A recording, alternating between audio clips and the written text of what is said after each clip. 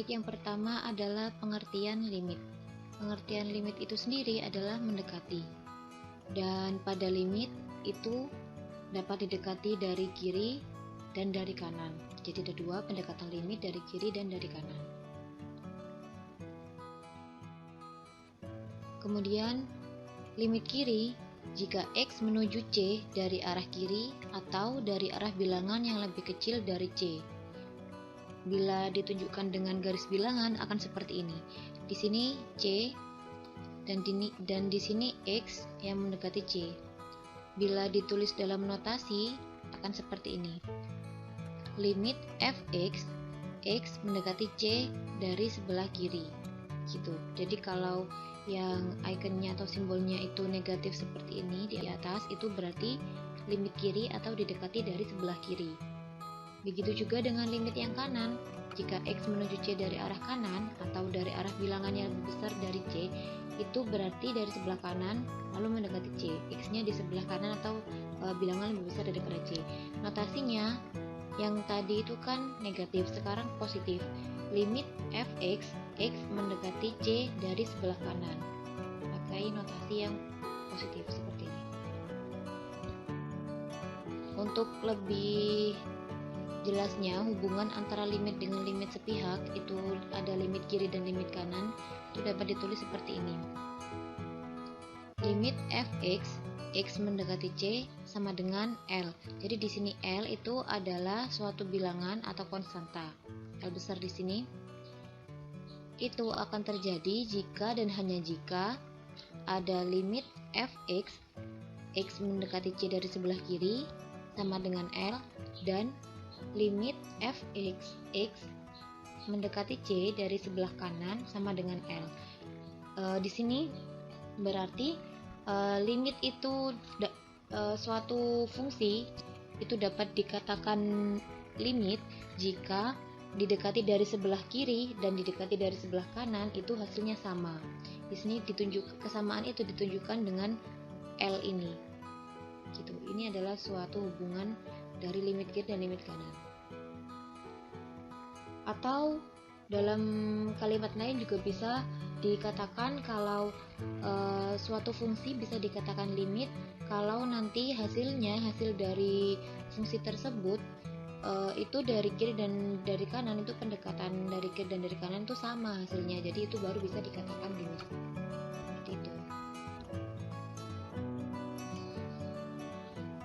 Untuk lebih jelasnya di sini Ibu sajikan contoh dari limit. Yang pertama ada fungsi fx, itu ada 3 syarat. Untuk yang pertama, fungsi fx itu x kuadrat ketika x lebih kecil atau sama dengan 0, dan yang kedua x dengan syarat atau dengan batas x lebih besar dari 0 dan x kurang dari 1. Yang ketiga, 2 plus x kuadrat itu ketika x lebih besar atau sama dengan 1. Nah, yang pertama kita akan mencari besarnya limit fx ketika x mendekati 0, yang kedua ketika x mendekati 1, dan yang ketiga ketika x mendekati 2.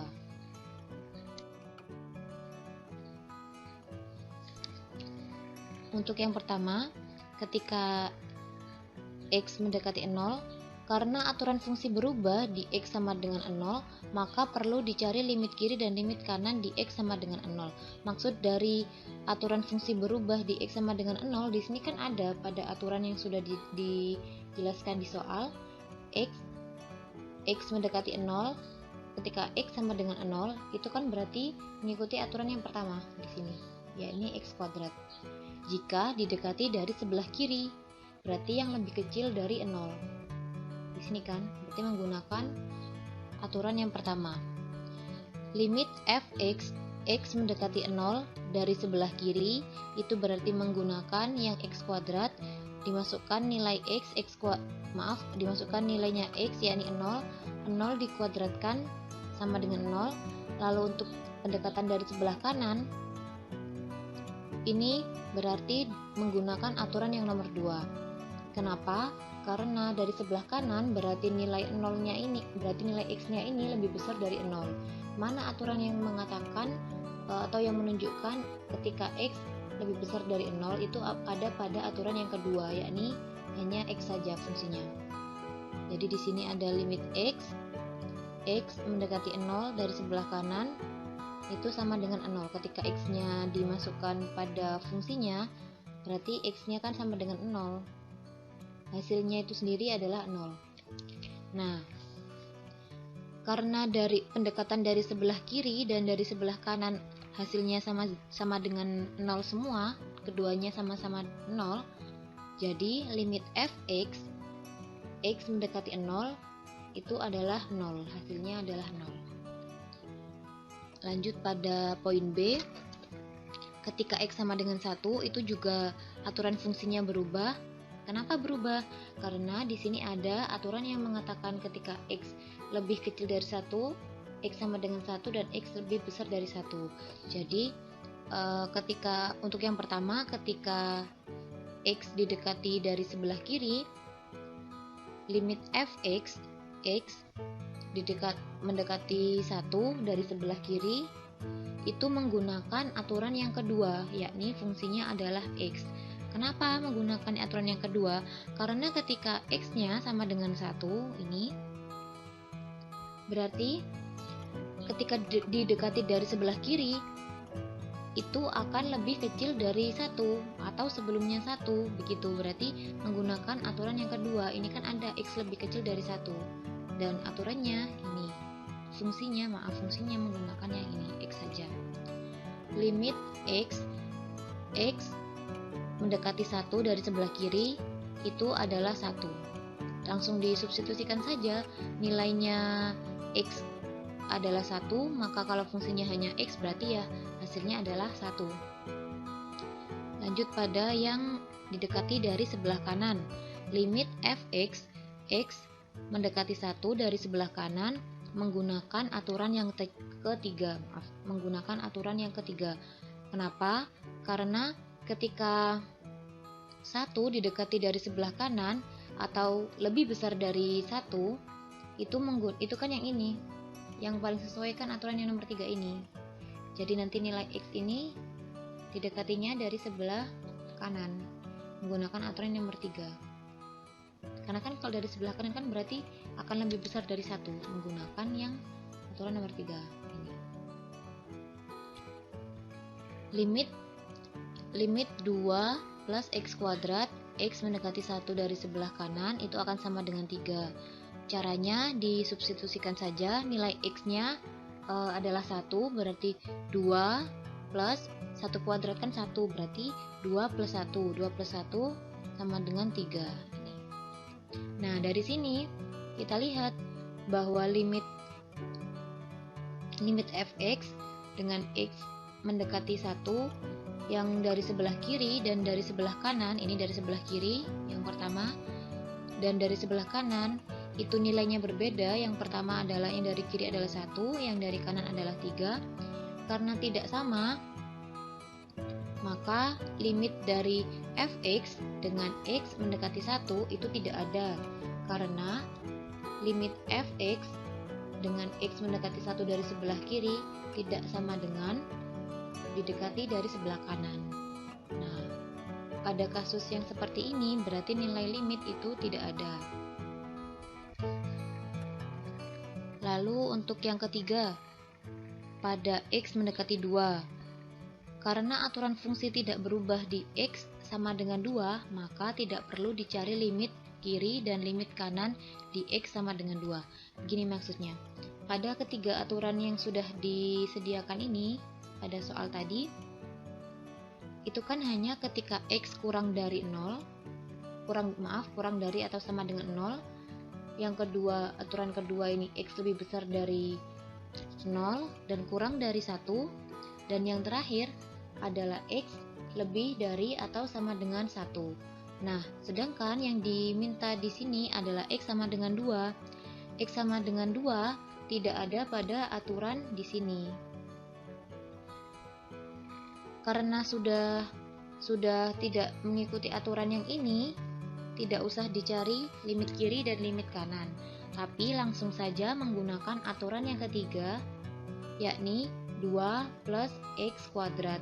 Kenapa? Karena X sama dengan 2 adalah lebih dari 1. Jadi langsung saja diambil dari aturan yang ketiga dengan tanpa menggunakan limit kiri dan limit kanan. Langsung saja disubstitusikan pada fungsi ini. Limit fx, x mendekati 2 sama dengan limit 2x kuadrat, x mendekati 2. Nilai x-nya berarti 2, disubstitusikan saja di sini. 2 kuadratkan 4, berarti 2 plus 4 sama dengan 6. Jadi, pada ketiga soal ini, A, B, dan C itu ada perbedaan ya.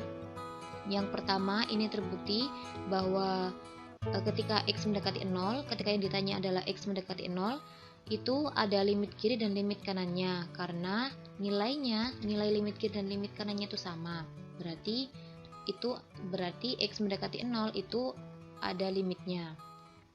Lalu pada yang poin B ini tidak ada, karena nilai dari limit x mendekati 1, limit fx dengan x mendekati 1 dari sebelah kiri itu tidak sama dengan nilainya ketika didekati dari sebelah kanan, berarti tidak ada limitnya.